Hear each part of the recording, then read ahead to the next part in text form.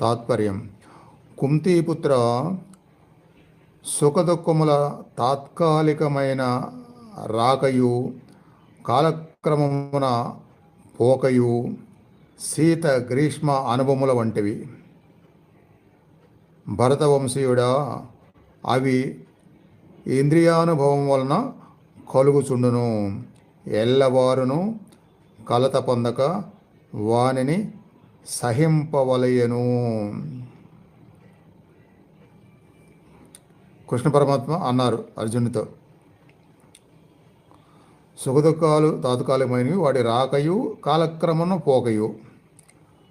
అంటే కొంచెం సహనం ఓర్పుతో సహిస్తూ భరిస్తే వచ్చేవన్నీ కూడా కాలక్రమాన లేకుండా అయిపోతాయి అంటున్నారు. మనకు బదులు విషయాల్లో ఒకటి ఇబ్బంది వస్తుంది, అది ఉన్నంతకాలం దాన్నే అబ్బా ఎప్పుడు పోయిద్దా అనుకుంటాము. ఎలా